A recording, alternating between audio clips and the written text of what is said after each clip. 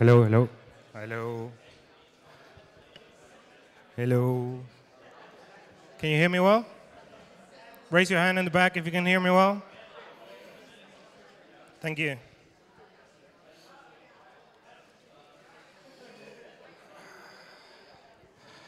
Okay, so I'm gonna wait for a second. Is the presentation ready?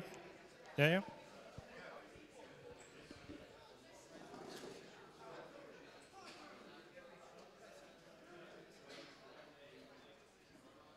Okay, hi. Um, so the scientific method is probably humanity's best invention, but the science ecosystem and the incentives that exist are broken. So we think we can help fix that using the blockchain. Hi everyone, my name is Emi VELASQUEZ. I'm from Argentina and I'm here with my collaborators. We want to present a little bit why we think that we can help with this problem. So what does a scientist do in their day-to-day life? They spend more than half their time looking for grants, publishing, writing papers in order to get grants. Yeah? And where does this grant money come from? Normally from three institutions. Public funding, the European Union, the United States, you name it. Philanthropic foundations like the Bill and Melinda Gates Foundation, and private corporations like Monsanto, Pfizer, whatever you can think. But what is the real currency of a scientist? It's the citations that they get. It's the papers that they publish.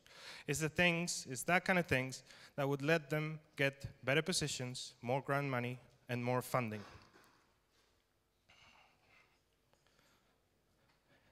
So where is this research published? In journals. So journals, they exist in 1776, and they have basically four qualities of things that they have to do. They have to register who did what. They have to store knowledge for the future, distribute that information to the world, and validate that information, for example, through peer review. Yeah? So we can already see how these are things that a blockchain can help us accomplish.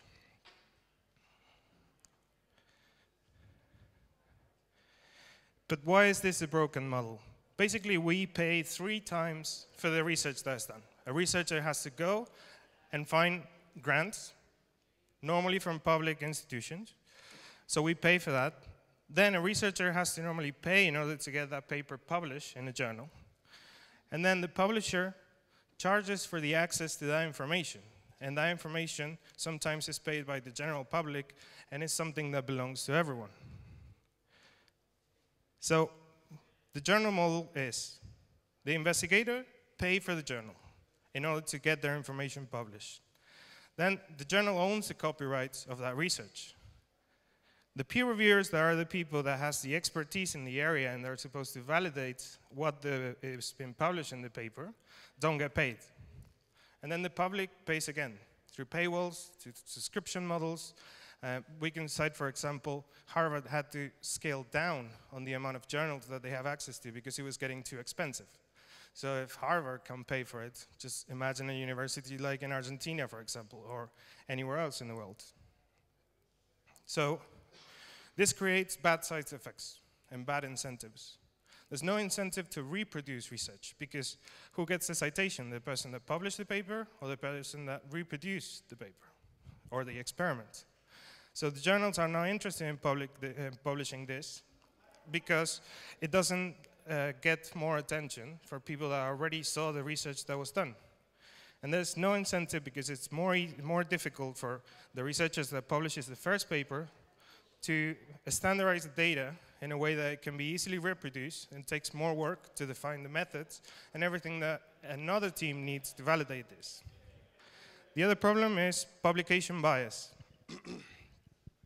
So the thing is that the experts on the field that are in charge of doing the peer review of the process sometimes form the status quo. It's the status quo that defines what's good science and what's science that we shouldn't be researching on. So publishers basically have become the information gatekeepers. They restrict the flow of information just as the banks inhibit access to finance. So they're centralized entities that control the flow of this information that belongs to humanity. So what do we want to do with the Open Science Network? We want to remove that source of authority, and we want to eliminate the need to monetize publishing. We want to create different sets of tools for researchers that in turn can subsidize this publishing, so there's no need to monetize it. Because if we only focus on monetizing the publishing, if we only do publishing, then we need to monetize that publishing. And we want to create incentives for less popular, but research that is needed.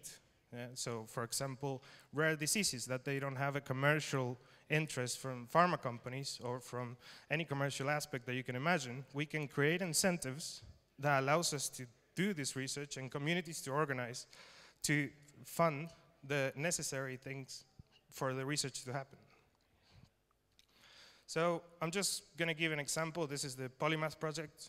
So Tim Gowers in 2005 decided to solve a math problem by publishing in his blog.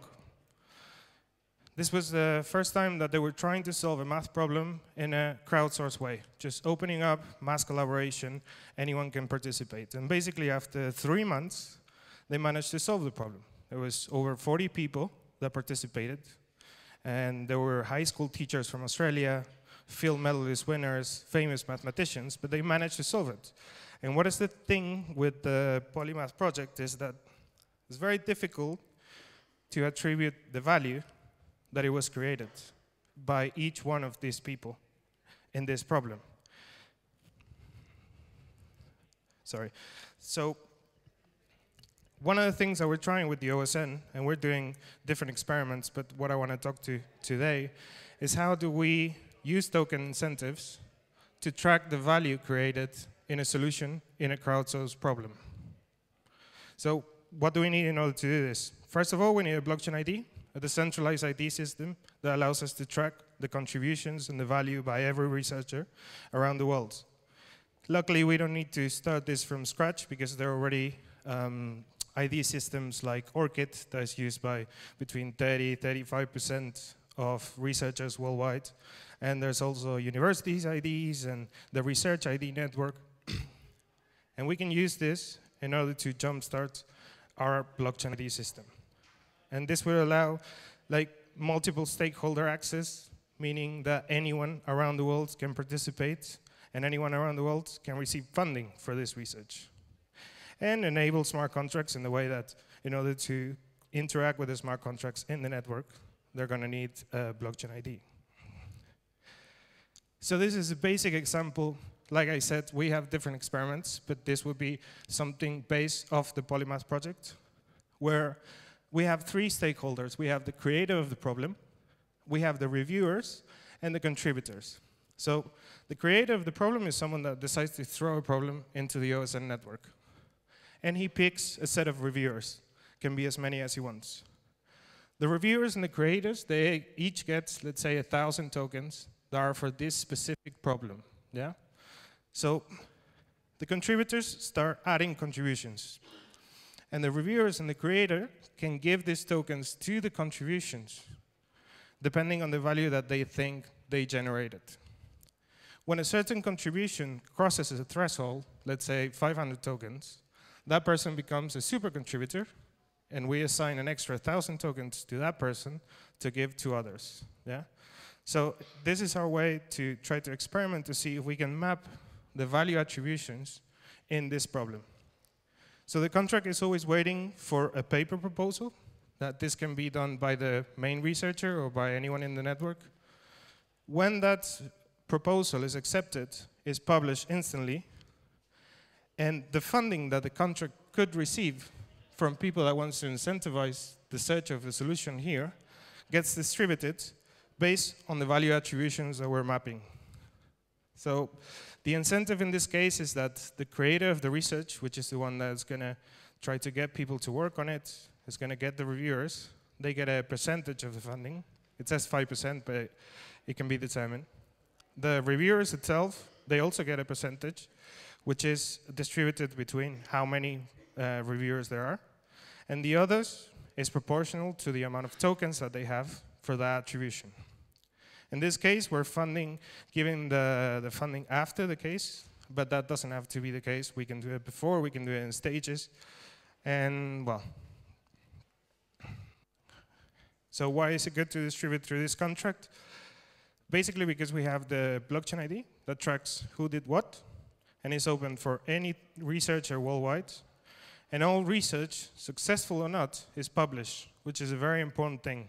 And it's linked to the data and all of the contributions that happen. So teams worldwide don't repeat the same thing over and over again. So how do we do publication? Basically, the current model for journals comes from copying the model of papers and magazines. But there's no need for us to keep doing this. This is just a network effect. We have a GitHub-style versioning system that allows us the document to live in a constant stage of peer reviewing and evolution depending on the new information that we get. All content is published instantly, completely free. The files are stored in IPFS. And this allows us also to create bounty incentives. If you're anyone in the world that you think that this information should be more validated, then you can do a bounty on the peer review process. So once we have mapped all of these connections and all of these interactions between researchers and the papers that they publish, we can do some interesting funding mechanisms. These are just a few examples. I'm sure people can think already about different ones. But for example, we can do bounty-based research. This could be done by individuals, communities, corporations, people that want to organize around the idea. Like I said before with rare diseases, people can organize in order to fund more research to this. We can do a basic income model where there's already publications where, for example, they say, there was a paper published that they said that we should give researchers a basic salary of, for example, $100,000 a year. They get to keep $50,000, and the rest they have to distribute it to other research that they feel that they are doing good research. Yeah. So, I mean, we all just saw the presentation by Circles, and it was very interesting. So I'm sure we're going to collaborate later. But this follows the blue sky approach, which is not all research is done by problem solution. Sometimes you just need to look at the sky and think.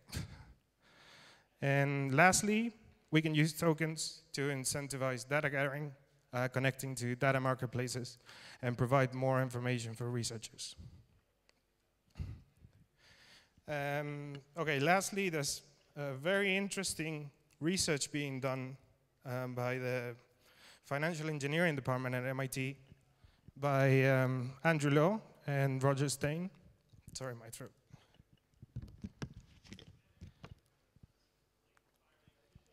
Where they're thinking about investing in pharma as securities, as financial securities. Because if a clinical trial, you spend $200 million, you have 1 in 20 chance of succeeding, and it takes 20 years. Yeah? So what if instead of investing in 1, we invest in 20 at the same time? That gives you a 98% of a potential investment return. So this is something that we can map with crypto assets, with tokens. We're not doing this now, but this is an idea for the future. What are pending problems? Scalability. We all here have the same problem. So particularly for OSN is legal compliance. Anything related to patents and intellectual property, which is the problems with having researchers working worldwide, and how do you fix the problems with that, and a way to standardize global grant submission processes. Where we are, what we need researchers, we need people that want to contribute to the project, we need research topics. We all talk about scalability issues. We're thinking about eating our own dog food in the sense that we want to solve the OSN scalability problems with the OSN network. So thank you very much. And we're going to be here are Mauro Velasquez and Mike, our collaborators. So if you want to meet us after the conference to talk about this, that would be great. Thank you.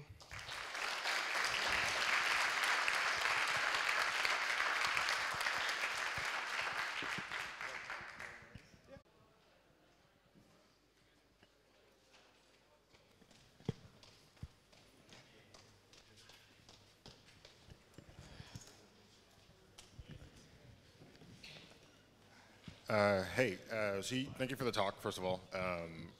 I'm not a researcher by any sense of the word, but I am super interested in science.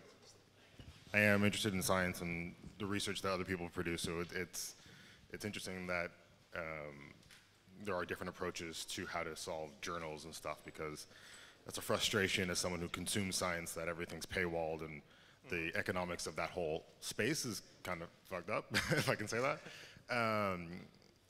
I guess my question to you would be, you mentioned that circles, the previous talk, kind of overlapped and there was the possibility of collaboration. What, again, blue sky, anything possible, like what would you see that collaboration as being? Thanks. So we really need to expand more about how could it be possible, because one of the things with providing a basic income for researchers is to, how do you know the research, how you know the identity, how you prevent potential civil attacks. So like I said, those are basic ideas that we need to develop to see how it's possible to accomplish them. Yeah.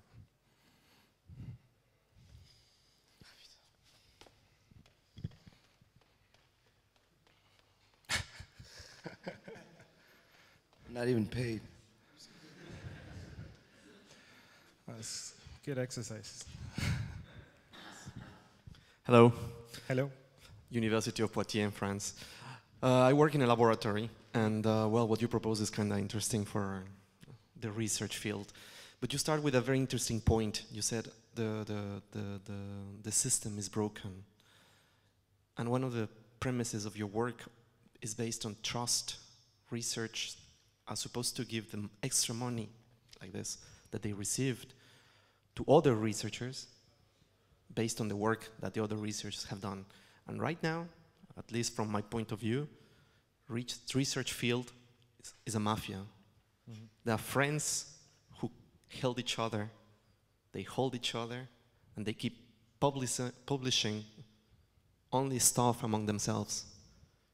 If they are supposed to be giving money to other people who are working, how do you see that they overcome this mafia problem in which they will only be giving money to their own friends and not to the work that deserves to be paid for?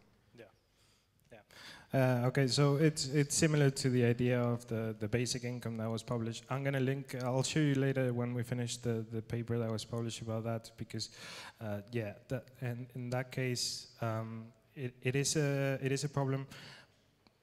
And the idea with this is not to change right away the entire incentives network. So that's why we want to start with blockchain problems, with problems that are easily proven on paper, so not connecting to hardware or laboratories, yeah, and start mapping the incentives. And that's also the idea of bringing more research to the conversation, that, like, you know about the current problems. So we don't just create this. That's the basic idea, is not replicating the same model on a blockchain.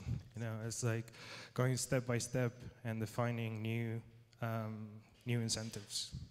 Thank you.